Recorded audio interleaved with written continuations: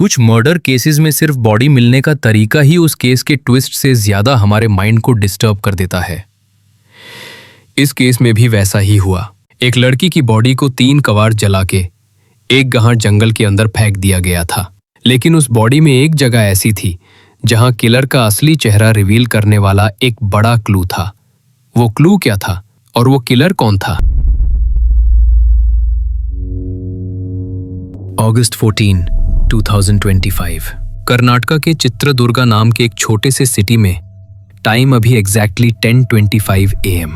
वहीं के government ladies hostel के एक रूम में 19 साल की वर्षिता क्वाइटली बैठी हुई एक लीव लेटर लिख रही थी। BA सेकेंड ईयर पढ़ रही वर्षिता के लिए अगस्त 15 इंडिपेंडेंस डे, उसके बाद सैटरडे संडे, मतलब कंटिन्यूअस 4 दिन लीव। इसलिए वर्षिता सोची एक्स्ट्रा अगस्त 14 भी लीव ले लूं तो घर जाके 4 दिन आराम से रह सकती हूँ। ये सोच के ही वो अपना लीव लेटर लिख रही थी।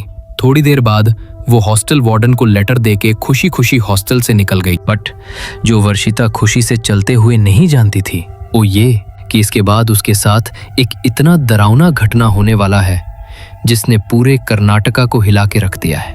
यस, वर्षिता हॉस्टल से निकालने के अगले ही दिन हॉस्टल वार्डन के पास एक फोन कॉल आती है। वार्डन ने जब कॉल अटेंड किया सिर्फ कुछ सेकंड्स में ही वो शॉक हो गई, क्योंकि फोन पे कोई और नहीं वर्षिता के पेरेंट्स थे। और उन्होंने वार्डन को बोला, हमने वर्षिता को बोला था घर आने के लिए, पर वो अभी तक यहाँ पहुंची ही नहीं है। उसका मोबाइल भी स्विच ऑफ आ रहा है। एक्चुअली वर्षिता का घर भी इसी चित्रदुर्गा डिस्ट्रिक्ट के गोवेरहट्टी विलेज में ही है। हॉस्टल से घर तक पहुंचने में मैक्सिमम 2 से 3 घंटे लगते हैं, पर आज तक वर्षिता ना घर पहुंची ना हॉस्टल वापस आई। ये बात सुन के वार्डन भी शॉक हो गई और पेरेंट्स तो और ज्यादा टेंशन में आ गए। तो फिर घर जाने के लिए हॉस्टल छोड़कर निकली वर्षिता आखिर गई कहाँ? उसके साथ क्या हुआ? पूरा कर्नाटका को हिला देने वाला ये एक शॉकिंग केस आज के वीडियो में हम डिटेल में डिकोड करने वाले हैं। तो चलिए आज के वीडियो में आगे बढ़ते हैं।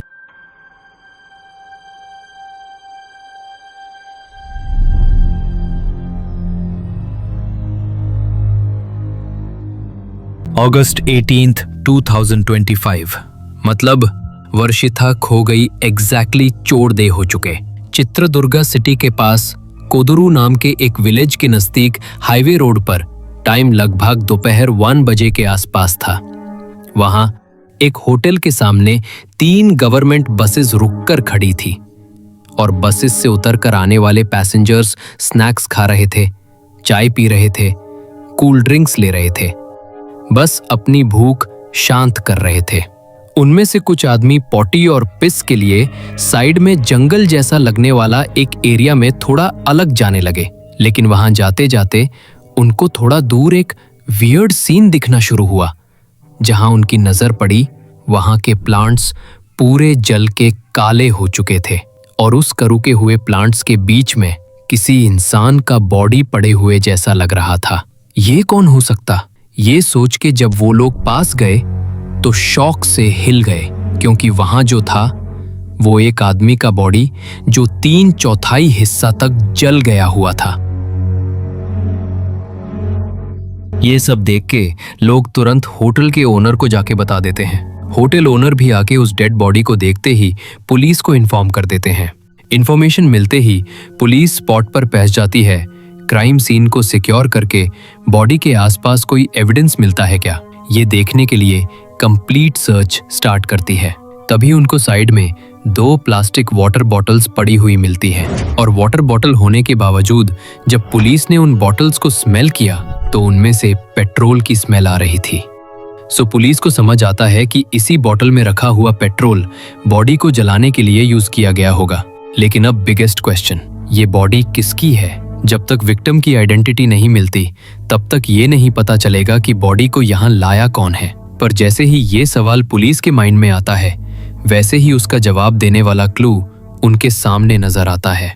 विक्टिम का बॉडी चाहे 3/4 हिस्सा तक जल चुका था, लेकिन उसके लेफ्ट हैंड पर एक नाम का टैटू क्लियरली पुलिस को नजर आ रहा था। पुलिस ने जो नाम टैटू में देखा वो नाम उन्होंने तुरंत वर्षिता के पेरेंट्स को बता दिया, जो उसे ढूंढने के लिए कंप्लेंट देने आए थे। यस, वर्षिता के पेरेंट्स अगस्त 19 को ही चित्रदुर्गा पुलिस स्टेशन में वर्षिता मिसिंग करके कंप्लेन दिए थे। पुलिस की बात सुन के जैसे उनके सर पर बिजली गिर जाए वैसा शौक उनको लगा। वर्षिता के पेरेंट्स तुरंत हार्ट बीट बढ़ती हुई मॉर्चुरी की तरफ भाग गए बॉडी आइडेंटिफाई करने के लिए, और वहां पहुंच के पता चला कि वो जल चुकी बॉडी वर्षिता की ही है। ये सच सुनते ही वो दोनों जोर जोर से रोने लग गए, लेकिन तभी ऑलरेडी रो रो के टूट चुके उन पेरेंट्स को पुलिस एक और शॉक देने वाला सवाल पूछना स्टार्ट करती है। अगस्त 14 को हॉस्टल से निकली वर्षिता घर पहुंची ही नहीं। ये आपको पहले दिन ही पता चल गया था? फिर आपने उस दिन या नेक्स्ट डे कंप्लेंट क्यों नहीं दिया? 4 दिन बाद क्यों आ रहे हो कंप्लेंट देने? ये सुन के वर्षिता के पेरेंट्स बिल्कुल जवाब नहीं दे पाए। उनके शब्द गले में अटक गए और थोड़ी देर बाद वो असली सच पुलिस को बताना शुरू किए। हॉस्टल में रह के कॉलेज जा रही वर्षिता की जिंदगी में 1 साल पहले ही 20 साल का एक लड़का चेतन उसके लाइफ में एंटर होता है। चेतन का कनेक्शन कैसे बना? उसके कुछ फ्रेंड्स उसी कॉलेज में पढ़ते थे जहां वर्षिता पढ़ रही थी, तो चेतन अपने फ्रेंड्स को मिलने आता और वहीं से वर्षिता से बात करने का चांस मिलने लगा। शुरुआत में बस नॉर्मल अक्वेंटेंस ही था, लेकिन धीरे धीरे ये मिलना जुलना दोस्ती में बदला और फिर दोस्ती से प्यार तक पहुंच गया। इसलिए वर्षिता और चेतन रोज रोज फोन पर बात करने लगे। लेकिन एक दिन वर्षिता की मॉम ने उसका फोन लेकर चेक किया और उन्हें पता चल गया कि वर्षिता और चेतन लव रिलेशनशिप में है। ये देख के उन्हें बहुत गुस्सा आया। उन्होंने तुरंत चेतन को कॉल करके उससे स्ट्रिक्ट वार्निंग दी, वर्षिता से बात मत करो, दूर रहो, और वर्षिता को भी दांत कर बोले, कॉलेज जाओ, पढ़ाई पे ध्यान दो, लव शव सब बंद करो। लेकिन वर्षिता वार्निंग के बाद भी चेतन से बात करती ही रही। इसलिए वर्षिता के पेरेंट्स को यह बिल्कुल पसंद नहीं आया। उन्होंने फिर से वर्षिता को स्ट्रिक्टली बोला, तुम अगर अपनी मर्जी से सब करने वाली हो तो हम तुम्हें कॉलेज भेजना बंद कर देंगे।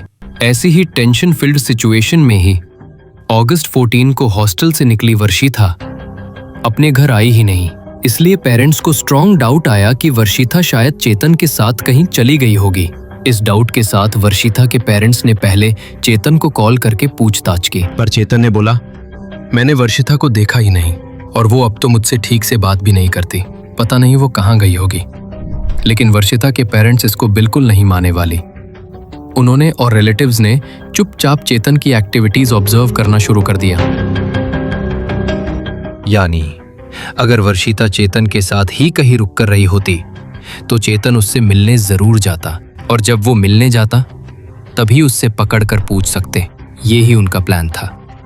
और अगर बाहर लोगों को पता चल जाता कि वर्षिता चेतन के साथ रह रही है तो फैमिली की इज्जत मिट्टी में मिल जाती। इसलिए उनका प्लान था कि वर्षिता को सामने से मिलके समझा बुझा कर घर वापस ले आएं। लेकिन वक्त गुजारता गया, दिन बीतते गए और चेतन के बिहेवियर में ऐसा कोई साइन ही नहीं दिखा जिससे लगे कि वो वर्षिता से मिलने जा रहा हो। यही वजह है कि वर्षिता के पेरेंट्स को डर लगने लगा कि शायद वर्षिता के साथ कुछ सीरियस गलत हो गया है। इसी कंफ्यूजन के चक्कर में ही वो 4 दिन डिले करके पुलिस के पास कंप्लेन देने आए।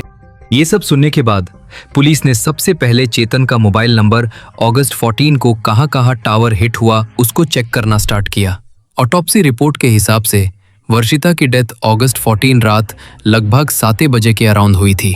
कॉज ऑफ डेथ एस्फिक्सिएशन, यानी कि गला दबा के मार दिया गया। इसलिए पुलिस ने चेतन का मोबाइल डेटा उस दिन का डिटेल में वेरीफाई किया और रिजल्ट बिल्कुल वैसा ही था जैसे पुलिस एक्सपेक्ट कर रही थी। हॉस्टल से निकले वर्षिता के मोबाइल का सिग्नल और चेतन के मोबाइल का सिग्नल अगस्त 14 को पूरा दिन सुबह से शाम तक चित्रदुर्गा सिटी और उसके आउटर एरिया में ही ट्रेस हो रहा था। ऊपर से वर्षिता मिसिंग होने वाले दिन उसने लास्ट कॉल भी चेतन को ही किया था। ये भी पुलिस को कंफर्म हो गया। तो अगस्त 20 को, यानी वर्षिता की बॉडी मिलने के 2 दिन बाद, पुलिस ने चेतन को प्राइमरी सस्पेक्ट के नाम पर अरेस्ट करके स्टेशन लाकर इंटेरोगेशन शुरू किया। पहले तो चेतन बहुत एक्ट करता रहा, मुझे कुछ नहीं पता, मैं बिल्कुल इन्वॉल्व नहीं हूं। लेकिन जब पुलिस ने सारे टावर लोकेशन प्रूफ्स और कॉल डिटेल्स उसके सामने रखे तब उसकी सांसें रुक गई। जवाब देना मुश्किल हो गया और कुछ वक्त बाद चेतन जोर जोर से रोकर अपना ट्रू कन्फेशन बताना शुरू किया। उस कन्फेशन में उसने जो सच बताया वो सब इस टाइप का था। अपने पेरेंट्स के कंट्रोल को इग्नोर करके वर्षिता शेठन को लव करती थी, लेकिन धीरे धीरे उसके सामने एक बहुत डरावना सच खुलना स्टार्ट हो गया। वर्षिता शेठन को लव करती है, ये बात उसके कॉलेज मेट्स को पता चल गई, और उनमें से कुछ लोग तो शेठन के फ्रेंड्स ही थे। जैसे मैंने पहले बोला, वो लोग भी वर्षिता के कॉलेज में ही पढ़ते थे। अब वो लोग वर्षिता के पास आके एक शॉक देने वाला सच बोलना स्टार्ट करते हैं। तुम जिस शेठन को लव करती हो ना, उसको कैंसर है, और वो भी 3rd स्टेज कैंसर। ये सुनकर वर्षिता टोटली शॉक हो जाती है। ये सब सुन के शॉक के पीक तक पहुंच गई वर्षिता। वो तुरंत शेठन को कॉल करके गुस्से में पूछती है, तुम्हें कैंसर है, ये सच है क्या? शेठन भी बहुत हेजिटेशन के साथ हाँ करके जवाब देता है। ये सुनते ही वर्षिता और भी गुस्से हो जाती है। तुम मुझे झूठ बोल के इमोशनल बना के लव पन्ना रही है। आज के बाद मुझे कॉल मत करो, मुझे मिलने की कोशिश भी मत करो। ऐसा बोल के वर्षिता कॉल कट कर देती है। इस बात से शॉक हुआ शेठन शुरुआत में उससे बात भी नहीं करता, उसके सामने आना भी अवॉइड करता। लेकिन कुछ हफ्ते गुजरने के बाद वो फिर से वर्षिता को कॉल करके बोलता है, प्लीज मुझे माफ कर दो, तुम मुझसे लव मत करो, लेकिन मुझसे बात करना बंद मत करो, मैं ये सब टॉलरेट नहीं कर सकता। और ये बोलते बोलते वो रो भी पड़ता है। इसका दुख देखकर वर्षिता का दिल पिघल जाता है। वो कहती है, फाइन, लव नहीं, पर नॉर्मल फ्रेंड्स जैसे बात कर सकते। शुरुआत में ये शेठन को थोड़ा कंफर्ट देता है, लेकिन धीरे धीरे वर्षिता से सिर्फ फ्रेंडशिप मिलना उससे अंदर ही अंदर तोड़ा जाता है, और इसी डिसअपॉइंटमेंट से उसके अंदर एक खतरनाक गुस्सा बिल्ड होना स्टार्ट हो जाता है। वही गुस्सा जो बाद में उससे एक भयानक मर्डर तक ले जाने वाला था। एक दिन वर्षिता को देखने के लिए शेठन उसके कॉलेज के गाते के पास वेट कर रहा था।